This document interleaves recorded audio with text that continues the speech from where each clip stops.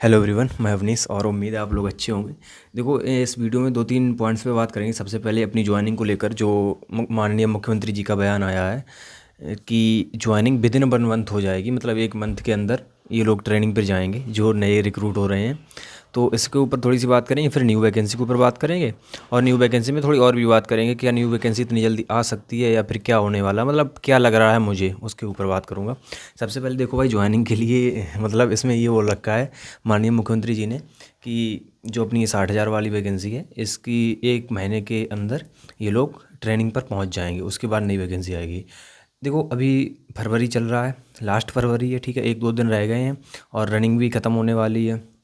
तो रनिंग के बाद 10-5 दिन लग जाएंगे रिज़ल्ट आने में, ठीक है। मतलब मान के चलो कि 10 मार्च तक रिज़ल्ट आ जाता है।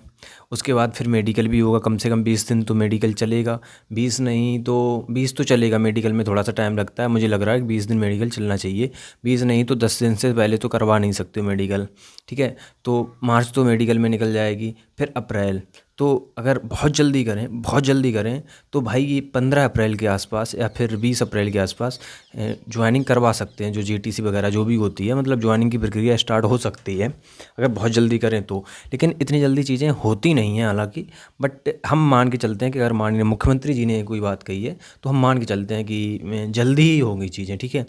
हालांकि उनके बयान में थोड़ी सी रुकावट थी, जो उन्होंने बोला है 1 महीने वाला, उसमें थोड़ी सी रुकावट थी शायद वो। अब मैं ज़्यादा उसमें मतलब डीप में नहीं जाऊंगा कि मुझे क्या लग रहा है, बट ठीक है, अगर उन्होंने बोला है तो हम मान के चलते हैं। बट मुझे नहीं लग रहा है कि अप्रैल में होगी, मुझे लग रहा है कि मई के आसपास ही जाएगी, मतलब फाइनल ज्वाइनिंग तक मई के आसपास ही जाएगी, ठीक है। बट अगर जल्दी हो जाए तो हमारे लिए अच्छी बात है और बढ़िया है सबके लिए। फिर देखो, बात करते हैं कि नई नई भर्ती को लेकर के, और उनका भी जिनका इसमें हुआ है उनको भी लेकर के थोड़ी सी बात करते हैं। देखो, नई भर्ती का क्या है कि 30,000 नई भर्ती बोल रहे हैं कि 30,000 भर्तियाँ आएंगी। अब पहले माननीय मुख्यमंत्री जी बोल रहे थे 40,000 भर्तियाँ आएंगी, अभी 30,000 पे हैं। तो पता नहीं कौन सी 30,000 बोल रहे हैं, पुलिस वाली बोल रहे हैं या कौन सी बोल रहे हैं, बट हम मान के चलते हैं चलो पुलिस वाली बोल रहे हैं। तो ये क्लियर है कि भर्तियाँ तुरंत नहीं आने वाली हैं अभी, क्योंकि ना कोई इलेक्शन है, स्टेट का इलेक्शन नहीं है, ना ही कोई सेंटर का इलेक्शन है। तो अभी तो भर्तियाँ नहीं आने वाली। 2025 तो ख़त्म होने दो कम से कम, या फिर 2025 के लास्ट के आसपास देखो कोई भर्ती आए, ठीक है। क्योंकि 2025 के लास्ट में आएगी तो वो 2026 तक चलेगी, फिर 2027 के आसपास ज्वाइनिंग देंगे, तब तक इलेक्शन भी हैं। तो थोड़ा सा इलेक्शन से सब कुछ होता है यूपी में, सबको पता है, ठीक है। तो इतनी जल्दी तो नहीं कुछ भी आने वाला, और आ जाएगा तो बहुत लंबी वो भर्ती चलेगी थोड़ी सी, ठीक है।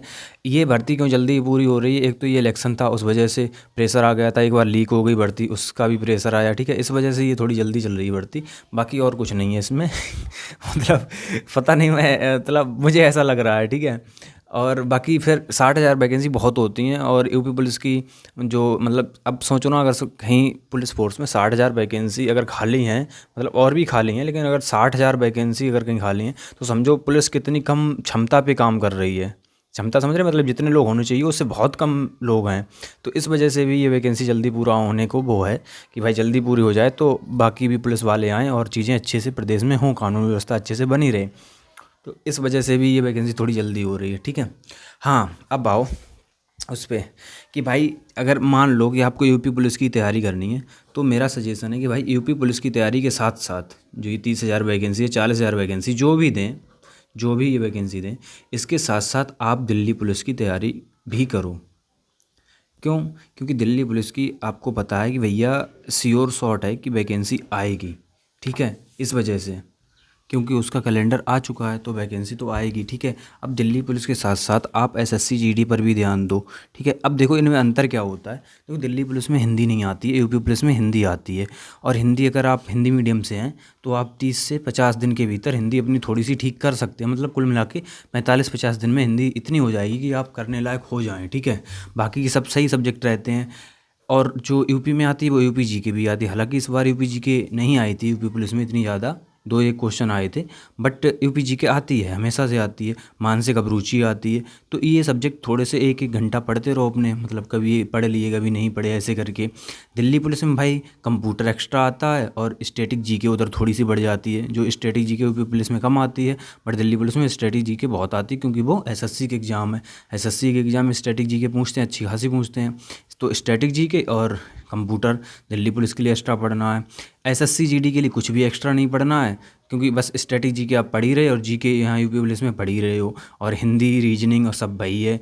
रीजनिंग जो होती है वो यूपी पुलिस की एक अच्छे लेवल की रीजनिंग होती है, और दिल्ली पुलिस या फिर एसएससी जीडी की इतनी अच्छी रीजनिंग नहीं होती है, मतलब थोड़ी से ईजी लेवल की होती है। यूपी पुलिस की रीजनिंग हम थोड़ी सी मॉडरेट लेवल की मान के चलते हैं कि थोड़ी सी अच्छे लेवल की ये रीजनिंग देते हैं, ठीक है। तो सब यही कॉमन सी चीज़ें हैं। बट मेरा ये है कि भाई सिर्फ एक चीज़ के पीछे पड़ के रह जाना, मतलब एक चीज़ के पीछे पड़े रहना कि भाई नहीं हमें तो यूपी पुलिस की तैयारी करनी है, वो थोड़ी सी ठीक नहीं होगा, मतलब वो थोड़ा सा ठीक नहीं होगा। आपको यूपी पुलिस के साथ साथ जो भी एग्ज़ाम मिल रहे हैं, मतलब और भी एग्ज़ाम मिल रहे हैं आपको, जो भी आपको दिखाई दे रहे हो, उनका भी थोड़ा सा ध्यान रखो। और देखा जाए तो भाई दिल्ली पुलिस के 3 एग्ज़ाम मिल रहे हैं अगर आप साइंस साइड से हो। आर्ट्स साइड से हो तो 2 तो एग्ज़ाम मिल ही रहे हैं। कौन कौन से? एक तो दिल्ली पुलिस कांस्टेबल, दूसरा हेड कांस्टेबल मिनिस्ट्रियल वाला, और तीसरा एग्ज़ाम अगर आप साइंस साइड से हैं तो AWO TPO वाला, ठीक है। और उधर SSC GD लास्ट में है ही फिर। तो इन पे ज़्यादा ध्यान दो मेरे हिसाब से, बजाय यूपी पुलिस के। यूपी पुलिस पे ध्यान देना जब एक बार को वैकेंसी आ जाए तब दे लेना उतना ध्यान। बाकी आपके सब्जेक्ट तो क्लियर हो ही रहे हैं, आपका मैथ क्लियर हो रहा है, आपकी GS क्लियर हो रहे हैं, रीजनिंग क्लियर हो रही है, और एक्स्ट्रा क्या चाहिए, ठीक है।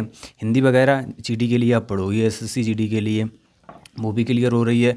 यूपी पुलिस की हिंदी थोड़ी अच्छे लेवल की आती है तो उसके लिए थोड़ा और डीप में पढ़ लेना, बस यही चीज़ें हैं। बट सिर्फ इसलिए बैठे रहो कि भाई यूपी पुलिस की तैयारी करनी है, वो मतलब मेरी सलाह नहीं है कि आप सिर्फ यूपी पुलिस की तैयारी के लिए यूपी पुलिस की तैयारी के लिए बैठे रहो, ठीक है। तो आप इन एग्ज़ाम्स की भी तैयारी करो साथ में। और देखो भाई मतलब कोई भी एग्ज़ाम हो, यूपी पुलिस हो, दिल्ली पुलिस हो, SSC हो, मतलब कोई भी एग्ज़ाम हो, एग्ज़ाम हमेशा मेहनत के साथ साथ आपके लक का भी खेल होता है।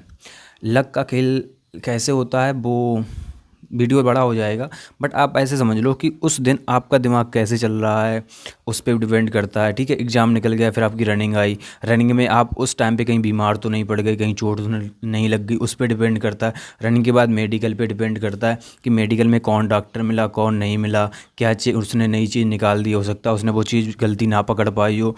तो ये सब चीज़ें आके कुल मिला के दोनों चीज़ें होती हैं, आपकी मेहनत भी और आपका लक भी, ठीक है। तो दोनों चीज़ों पे फाइनल सिलेक्शन डिपेंड करता है। तो इस वजह से आप जितने ज़्यादा एग्ज़ाम्स टारगेट कर सकते हो, मतलब सिर्फ एक एग्ज़ाम के चक्कर में ना बैठ के आपको कम से कम 3 4 5 एग्ज़ाम तक टारगेट करने हैं, जिससे आपका जो लक फैक्टर है वो थोड़ा सा बढ़ जाए।